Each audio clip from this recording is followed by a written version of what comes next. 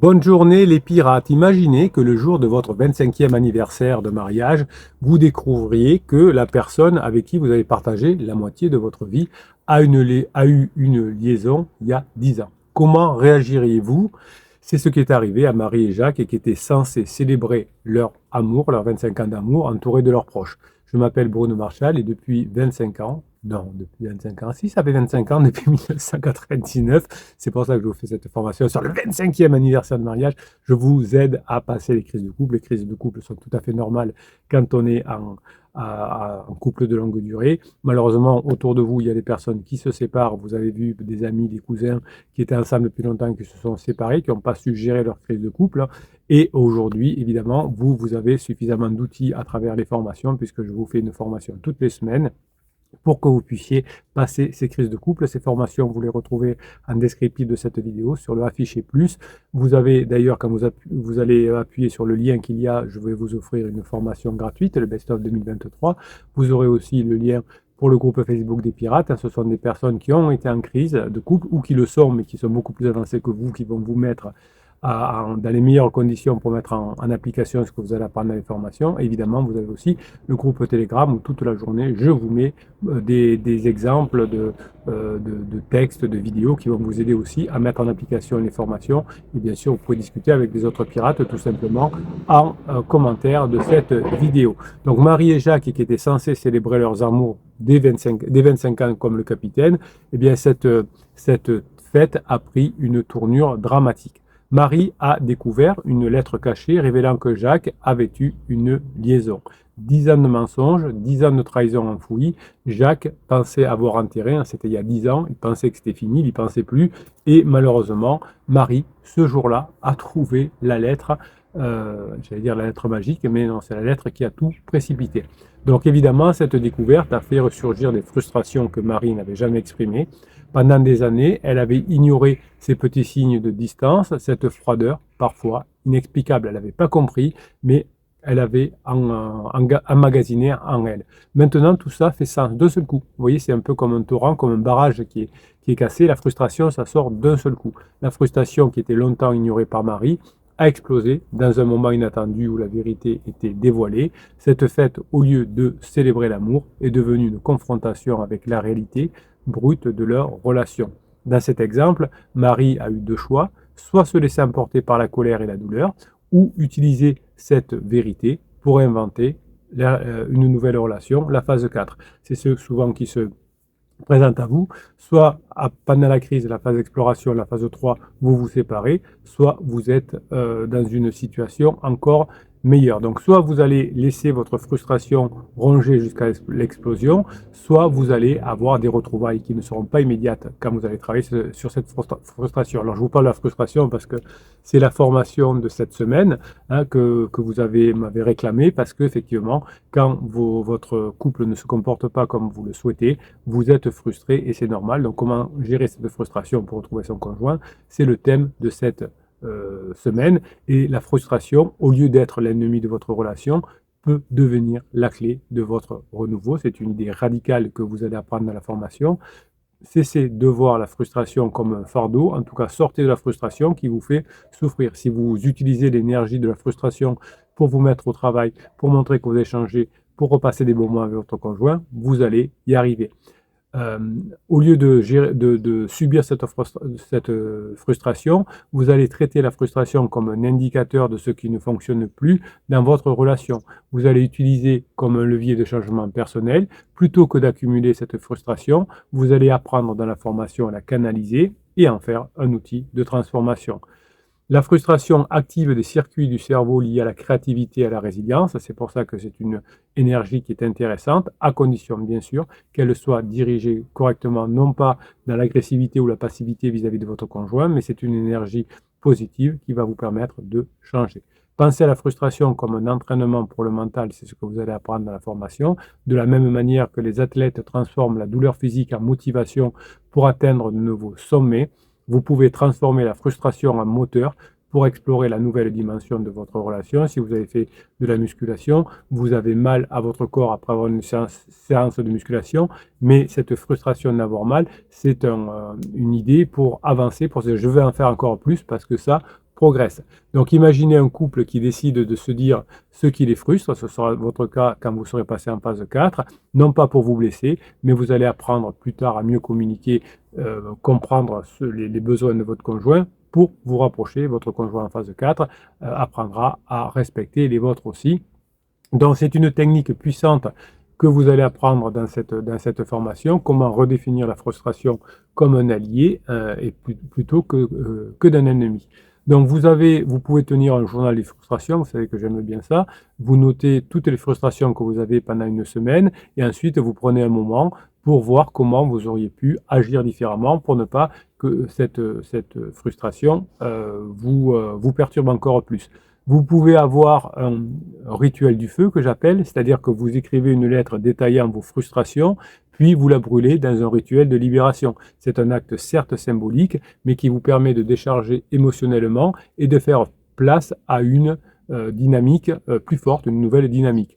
Vous allez choisir des moments de calme et vous allez non pas en discuter avec votre conjoint, mais faire une fausse discussion. Je me mets là à ma place et puis des fois on peut prendre deux chaises, vous voyez, vous mettez une chaise vide en face et vous changez de chaise et vous avez une discussion avec votre conjoint et vous lui exprimez sa frustration et votre conjoint vous répond de son point de vue. Alors évidemment c'est un scénario que vous faites tout seul, c'est un rôle que vous faites tout seul, vous changez de scène, mais quand vous dites, on n'est pas à cheval, pour changer de scène,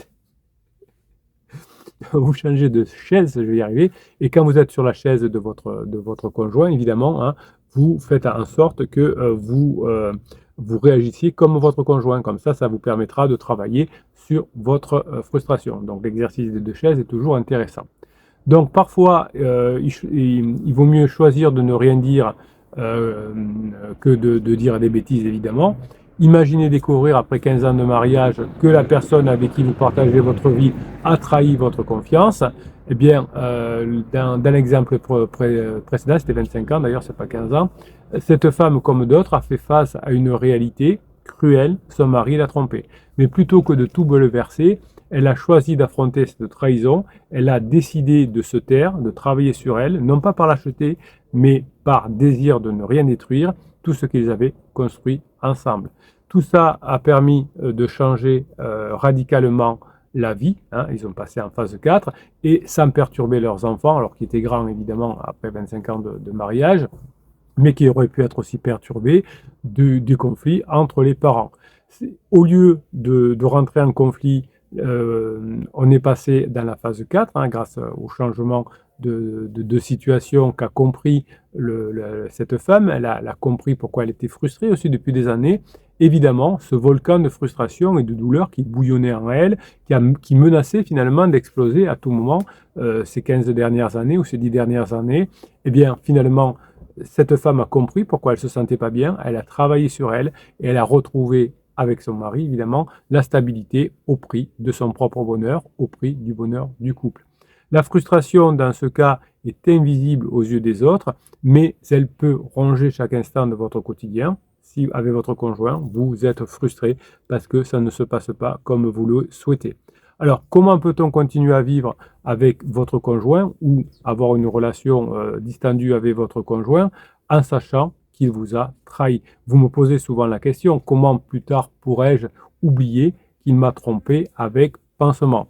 Eh bien, pourquoi choisir de rester alors que tout crie à l'injustice? C'est tout là la complexité de la frustration. Je veux revenir avec mon conjoint et je suis frustré parce que j'y arrive pas. Et d'un autre côté, je trouve ça injuste, je suis très énervé.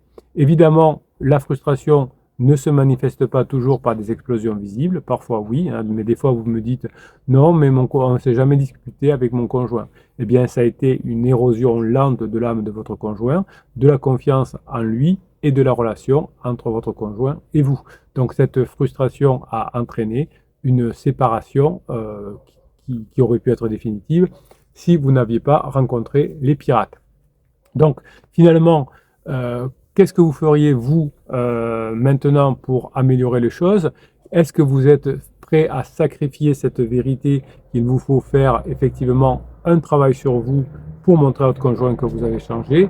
Eh bien, cette femme qui a découvert après les 25 ans de mariage que son mari qui était parfait l'avait trompé il y a 10 ans, a dû faire ce travail finalement pour préserver finalement sa vie. Hein. Sinon, elle aurait pu évidemment faire le choix de faire exploser le couple. Donc finalement, est-ce que le fait de juste de fermer les yeux sur une vérité douloureuse peut suffire? Est-ce que cette douleur va s'effacer avec le temps? Pas forcément, et même pas du tout. La femme qui a choisi la voie de la passivité, de l'attente silencieuse, peut, ou l'homme évidemment, peut créer des frustrations encore plus importantes. Pendant ces 10 ans, l'épouse, qui n'avait pas pris connaissance du fait que son mari l'avait trompée, ne comprenait pas pourquoi elle n'arrivait plus finalement à avoir cet amour pour son mari. Elle n'était pas consciente des erreurs de son mari et peut-être que si elle avait su, elle aurait commis des erreurs en mettant de la pression. L'illusion qui est largement répandue, selon laquelle le silence et l'attente peuvent résoudre les conflits conjugaux, est profondément inefficace. Ce qui est inefficace aussi, évidemment, bon, comme le silence radio, puisque c'est un silence, la lettre magique et la manipulation du fais-moi, je te suis, c'est d'attendre. N'attendez pas. Hein. La frustration, lorsqu'elle est réprimée, active des zones du cerveau qui est liée au stress chronique. Plus votre frustration va rester enfouie, plus elle va perturber votre chimie cérébrale. Et tout ça va augmenter chaque jour le niveau de cortisol chez vous et ça va gérer un épuisement émotionnel. Votre conjoint va finir sa crise par un épuisement émotionnel par rapport au même phénomène. C'est-à-dire que votre conjoint a imaginé une vie idéale avec pansement qui était son âme sœur, etc. Rien ne s'est passé comme prévu. Il pensait que vous auriez accepté de divorcer, que vous auriez pleuré, que les enfants auraient accepté, etc. Rien ne se passe comme votre conjoint l'a imaginé, ce qu'on appelle la gifle de réalité. Eh bien, votre conjoint, finalement, a perturbé sa chimie cérébrale avec des niveaux de cortisol élevés, et a fini par avoir aussi son épuisement émotionnel. Donc finalement, au lieu de croire que l'on va arriver à récupérer son conjoint sans rien faire, eh bien, si on fait ça, on va accumuler le cortisol et on va tomber malade en général. Je voudrais vous rassurer par rapport à la relation pansement. Hein, quand la passion au début est trop intense, elle brûle tout sur son passage, y compris les espoirs de réconciliation quand ça va aller mal. Romy Schneider et Alain Delon ont été un couple emblématique des années 60. Ils ont vécu une histoire d'amour très intense et évidemment, vous savez qu'elle s'est terminée de façon tragique. Leur séparation a été annoncée par une simple lettre de Delon. Et elle a plongé Romy dans une profonde douleur. Donc vous voyez que même pour Romy, qui était une actrice admirée par des millions de personnes, le fait de recevoir une lettre a créé de la frustration qui est allée jusqu'à une issue fatale pour elle. Donc même quelqu'un qui est adulé peut souffrir d'une rupture et d'une lettre reçue. Donc Romy, malheureusement, n'était pas une pirate à l'époque, elle n'a pas su gérer la situation et ça s'est terminé très mal. Évidemment, elle a commis des interdits, elle s'est rendue à Paris, elle a tenté de reconquérir Delon qu'elle considérait comme son grand amour, hein, c'était encore une lune de miel, mais évidemment en vain, puisque plus Romy Schneider se rapprochait d'Alain Delon, plus Delon lui imposait un silence, un refus de confrontation. Évidemment, comme c'est exactement ce que vous avez quand votre conjoint ne vous répond pas au téléphone ou répond pas à vos messages, eh bien finalement, Romy s'est retrouvée seule face à sa frustration. Leur histoire d'amour était certes passionnée, c'était une lune de miel, mais elle s'est effondrée sous le poids finalement des conditions qui ne permettaient pas de passer dans une phase de sécurisation et de résoudre les grandes différences. Donc le silence qu'a ressenti Romy Schneider était une impossibilité de communiquer ses ressentis et finalement, évidemment, Delon aussi, qui était quelqu'un qui n'avait pas envie d'aller plus loin dans cette lune de miel, même si Romy Schneider était une femme remarquable, s'est séparé d'une façon violente. Romy Schneider n'a jamais vraiment supporté cette rupture brutale et Delon, finalement, jusqu'à la fin de sa vie, il est mort récemment, vous le savez, on est dans l'actualité, a toujours gardé finalement Romy dans une partie de son cœur parce que la lune de miel s'est mal terminée. Évidemment, ça s'est encore plus mal terminé pour Romy. Donc leur incapacité à exprimer pleinement leur frustration a transformé cette lune de miel légendaire en une tragédie personnelle pour les deux acteurs. Si la frustration n'est pas exprimée, vous, avec votre conjoint, ça peut détruire, puisque ça détruit même les plus grandes passions.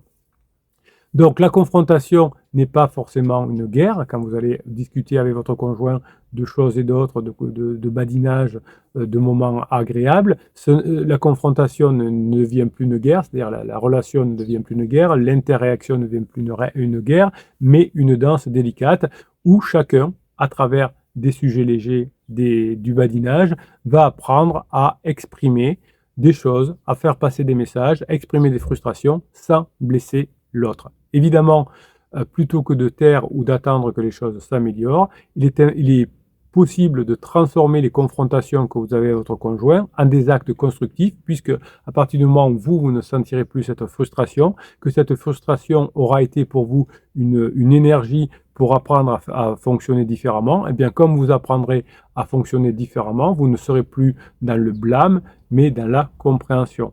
Si vous avez choisi de ne plus vous abîmer avec votre mari, mais passer des bons moments, même s'il y a eu une infidélité, même s'il y a eu un pansement, vous avez décidé que vous allez y arriver, eh bien vous aurez pris cette décision non pas par peur, mais par amour de vos enfants, de votre famille, mais aussi vous aurez eu la connaissance qu'effectivement, c'est normal que l'on traverse des crises de couple.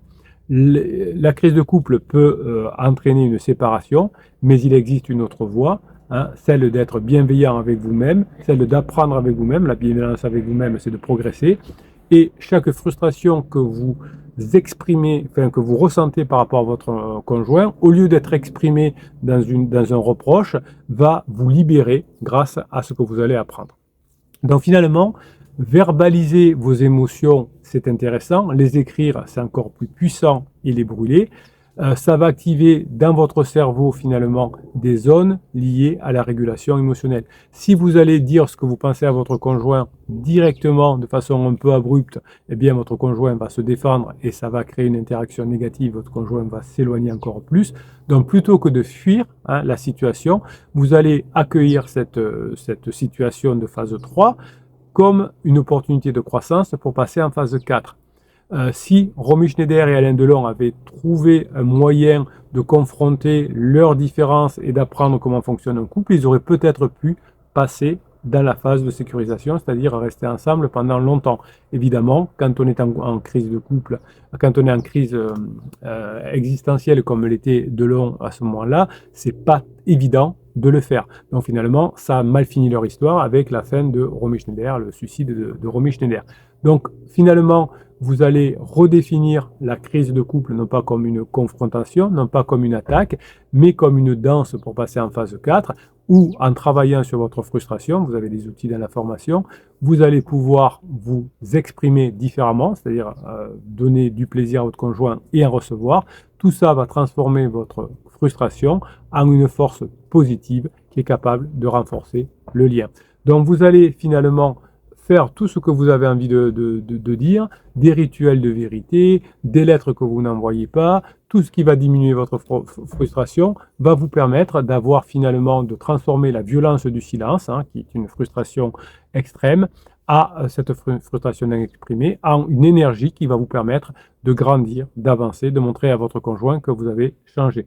La frustration que vous avez en vous, si vous ne faites rien, elle va se transformer en une tempête prête à tout détruire, même pour votre conjoint que vous aimez. Donc la frustration ne doit pas rester simplement une émotion refoulée, elle doit se transformer en énergie positive pour apprendre, sinon elle va s'accumuler comme un poison jusqu'à ce qu'elle finisse par éclater de manière incontrôlable. C'est ce qui vous est arrivé, vous, dans votre couple, où tout d'un coup votre conjoint vous a lâché la bombe, comme on dit, qui était une somme de frustration. Ne faites pas la même erreur, travaillez sur vous, apprenez à fonctionner comme en phase 4, repassez des bons moments avec votre conjoint, passez cette crise de couple. Vos enfants seront fiers de vous, et puis vous aurez cette phrase de votre conjoint plus tard. Heureusement que tu as été fort, heureusement que tu as été forte, sinon je ne sais pas où j'en serais aujourd'hui. Mes pirates adorés, je vous kiffe parce que vous êtes des bosseurs. Je vous souhaite la journée que vous méritez. Bonne semaine à vous. Vous allez y arriver. On va vous aider. Tous les pirates sont là pour vous aider. Il y a moyen de faire, il y a moyen d'apprendre cette gestion de crise. Je vous kiffe et je vous kiffe grave.